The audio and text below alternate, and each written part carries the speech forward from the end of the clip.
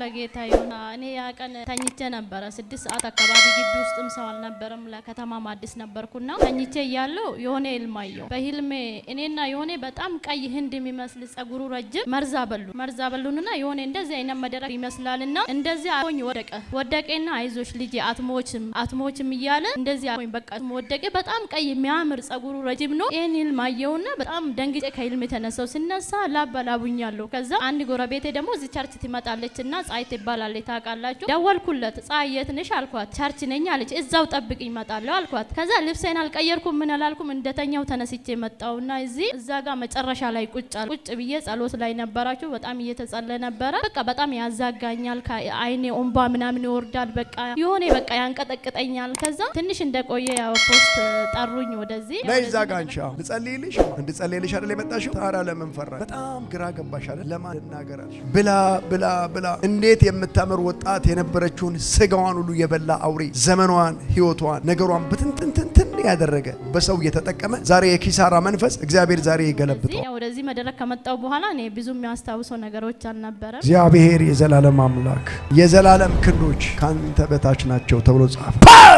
ይሁንና አንድ የመጨረሻ ቻው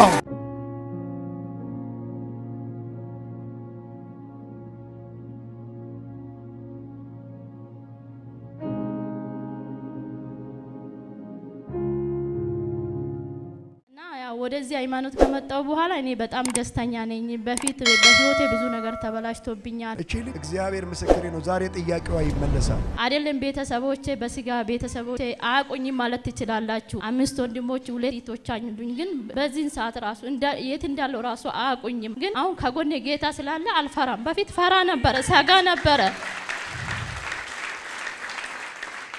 እና ሲሄድ መታወቂያ ቢሞት ከኪሴ ከቦርሳ ያላወርድም ነበር። ለምን በቃ የሆነ ነገር ቢሆን ቢያንስ አደራሻይን ፈልጎ ሬሳዬን ቢሆን ያስገባሉ የሚለው አስብ ነበር። አሁን ግን ከዛ በኋላ እኔ እንጃ ያለሁበት ደስታ መግለጽ አልችልም። በጣም ይጨንቀኛል። ጸጉሬ እስከሚቆርጥ ዕቃ እስከሚሰባብር ድረስ ደርስ ነበረ። አሁን ግን ጭንቀት የለም፣ ሰላም ነው። ክብር ለጌታ ይሁን።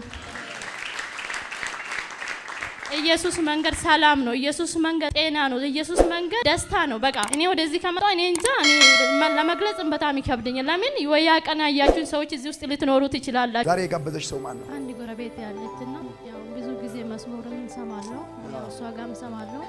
የሆነ ነገር ደስ ይለኛል። ከኛ ጋር የሚያመሳስላቸው ነገሮች ስላለ ያው ከዚህ በፊትም ሌላ ቦታም እንደዚህ ፕሮግራም ላይ ቀርቤ አውቃለሁ። ያው ትንንሽ ፕሮግራሞች ትገቢያለሽ? እገባለሁ ከጓደኞቼ ጋር። አንዳንዴ መልኬ ሁሉ ጠፍቶ ነበረ፣ አለባበሴ ሁሉ እያለኝ ጠፍቶ ነበረ። ራሴን ጥዬ ነበርኩ። ለምን በቃ ቤተሰቦች ከረሱ ምንም ጥቅም የለውም። ግን ፈጣሪ መስገንና ይሄ የመሰሉ ቤተሰቦች ሰጥቶኛል ጌታ። እዚህ ጋር ጸሎት ሲደረግ እጃችሁን ተያዙ ሲባል እኔ የሚሰማኝን ስሜት እኔ ነኝ የሚያውቁ። በጣም ደስታ ይሰማኛል። ለምን እኔ በነበርኩ ሃይማኖት ሴትና ወንድ እጅ አይነካኩም ነበረ፣ ተጠጋግተው አይቀመጡም ነበረ። እና እንደዛ ሰላም ተባባሉ ስትሉ እኔ በጣም ደስታ በቃ ብዙ ደስታ ይሰማኛል። በፊትም ብቸኝነት ነበረ። አሁን ግን ቤት ውስጥ ራሱ ብቻ ሁኜ መስሙር ከፍታለሁ፣ ምንም አይሰማኝ። ቤት ውስጥ ብዙ ሰው እንዳለው ነው የሚሰማኝ። ሰላም አግኝቻለሁ። ያ ቀን ስራ እየፈለኩ ነበረ፣ ስራ ቦታው በዛው ቀን መስከረም 20 ማለት ነው ያው ገና 20 ቀን ምናምን አካባቢ ነው ስራ ቦታ ማገኘው ስራም ጀመርኩ እና በጣም ደስተኛ ነኝ። ከጎኔ የነበረ ኢየሱስ ብቻ ነው። አዎ እሱ ነው መርጦኝ ውስጤን ችግሬን ህመሜን አይቶ ወደዚህ ያመጣ። እኔ ማንም ሰብኮኝ አይደለም። ኢየሱስ መንገድ ነው። ኢየሱስ ሰላም ነው። ኢየሱስ ሁሉ ነገር ነው። በቃ ኢየሱስን ተከተሉ።